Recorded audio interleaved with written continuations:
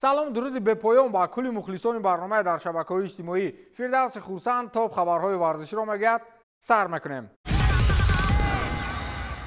аз бесарусомониҳои футбол дар чемпионати Португалия ҳарф мезанем. ҳатто Криштиану Роналду ба ғазаб омад ва чемпионати кишвари худашро аз чемпионати Арабистони Саудӣ паст гузошт, яъне поён гузошт. довар дар Португалия баъди занги телефонӣ пеналтиро бекор кард. дастаи Порту бошад хостори бекор кардани ин хулоса аст. эҳтимол шумо аллакай аксеро дидаед ки дар он довар дар вақти бозӣ бо телефон суҳбат мекунад ва ин дар ким кадом як мусобиқаи маҳаллӣ не, балки дар лигаи олии Португалия ва дар рақобати яке аз дастаҳои рақобатпазири Аврупо Порту иттифоқ афтод.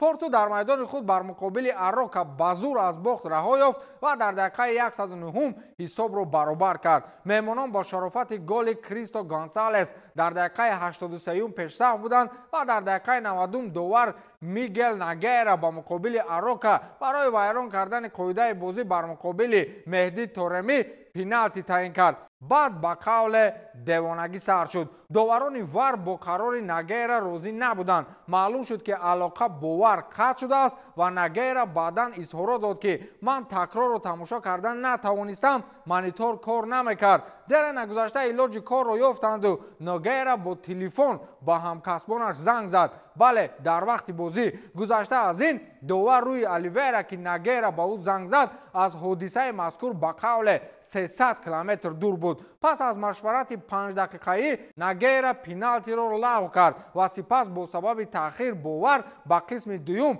17 дақиқа илова намуд. 17 дақиқа дар як бозӣ шумо тасаввур карда метавонед? мисле ки дар деҳа то дастаи одамони зур ғолиб намеомаданд, бозӣ бас намешуд. хулас як бозии оддӣ ки зиёди зиёд бояд 100 дақиқа тӯл мекашид, бо шарофати доварии Нагера 112 дақиқа умр дид. дастаи Порту эътироз дорад ки натиҷаи бозӣ бо Аррока бо сабаби иштибоҳҳои довар бояд бекор карда шавад. ин ба амалҳои довар ҳангоми тағйир додани қарор ва занги телефонӣ бидуни дастрасӣ ба наворҳои эпизод бо пеналти барои қоидавайронкунӣ ба Меҳди Тореми асос ёфтааст. ин хеле номумкин аст ки довари асосӣ наворро надида қарори ким кадом як довари дигарро тавассути занги телефонӣ қабул намояд. онҳо шубҳа доранд ки Нагера шояд таҳти фишори кадом як пулдору ба қавле дигар кадом як тағае аз ҷониби Акора пеналтиро лағв кардааст. амалҳои Мигел Нагера нақзи қоидаҳои бозӣ ва иштибоҳест ки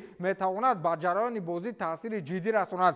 22 дақиқа зиёд аз вақти асосӣ ва бо занги телефонӣ ҳал кардани натиҷаи бозӣ мусибати асосии футболи имрӯзаи Португалия гардидааст. инро дар таърихи лигаи футболи Португалия рекорд унвон доданд. лекин эътирозгарон ҳам рост мегӯянд. шояд ки довар ба телефон гуфта бошад ки алё, чанқа пул медодиам бад.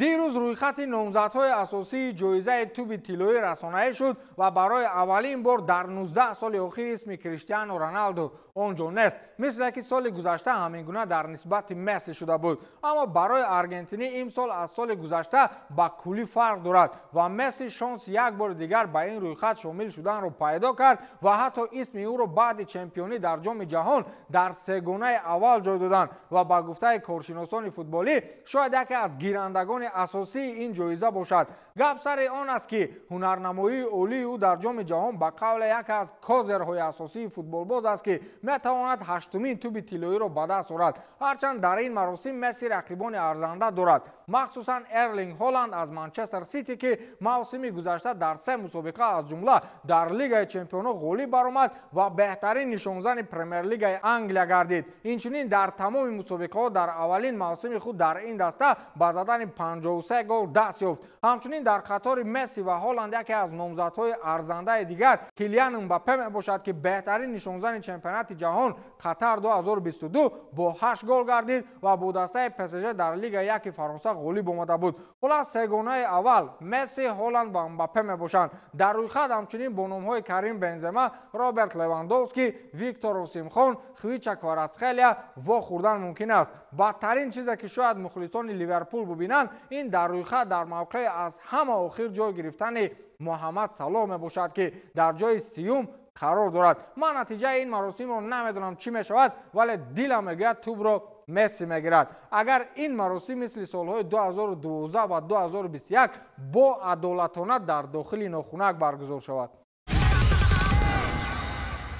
حملگر تیم گالاتاسرای ترکیه ماورو ایکاردی گرانارزشترین ماشین جهان را خریداری کرد. فوتبالباز ارژنتینی با خود یک ماشین رولز رویس باتل خرید که حالا همگی 3 نسخه استحصال شده است. ارزش این ماشین 26 میلیون یورو ارزیابی می شود. هر یک ماشین مجهز و شخصا برای صاحب آن فرمایش داده می شود. طرح داخلی این ماشین با یخت شخصی میلیاردران شباهت دارد. در داخل آن حتی آشخانه و یخدان سیار برای سرد نگاه داشتن آب و یخماز و چیزهای دیگر موجود است. طبق آوازه ها از این نوع ماشین فقط سراینده ها جیزی و بیانسه دارند که همینک فوتبالباز گالاتاسرای و شوهر یکی از بیزنس لیدی های شو بیزنس جهان واندا نارا ماورو ایکاردی سومین دورنده این نوع ماشین شد. برای ایکاردی دیگر همینگونه کارها باقی مانده است. خریدن ماشین و جنجال و سلوبندی های پیهم با خانم واندا نارا. موسم گذشته فوتبالباز ارژنتینی با طور اجاره به باشگاه گالاتاسرای آمد و با دسته غالب سوپرلیگ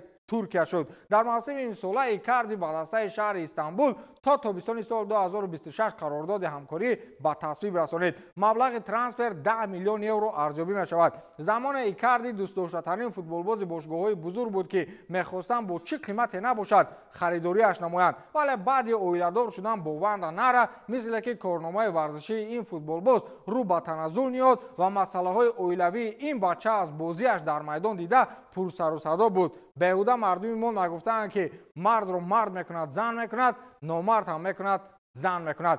خوش به حال اون نفره که حالا زن نگرفته است. برای کریستیانو رونالدو رقابت با لیونل مسی به آخر رسیده است. دیگر او پروا ندارد که مسی چی جایزه میگیرد و چند گل میزند. این اندیشه را فوتبالباز پرتغالی در صحبت به روزنامه رکورد بیان کرده است. زمان رقابت انفرادی من و مسی گذشت، ولی به حد رقابت خوب بود. تماشابینان از آن خیلی لذت بردند. مثلا با آنهایی که کریستیانو را دوست می‌دارند لازم نیست که از مسی نفرت کنند و برعکس. ما هر دو تاریخ فوتبال را تغییر دادیم و حالا هم تغییر میدیم. ما را در تمام جهان احترام میکنند و از همه مهمش این است او با راه خود میرود همون طوری که من از راه خودم پیروی میکنم. مهم نیست که ما بیرون از اروپا بازی میکنیم. من دیدم که او خوب کار میکند و من هم خوب کار میکنم. میراث ادامه دارد اما رقابت نه. من چنین چیزها رو نمیبینم. در طول 15 سال ما صحنه رو مشترک کردیم و ما شدیم. من دوست نمیگویم زیرا هیچگاه یک جای خوراک نخوردیم، اما ما همکاران کسبی هستیم و همدیگر رو احترام میکنیم، گفته است کریستیانو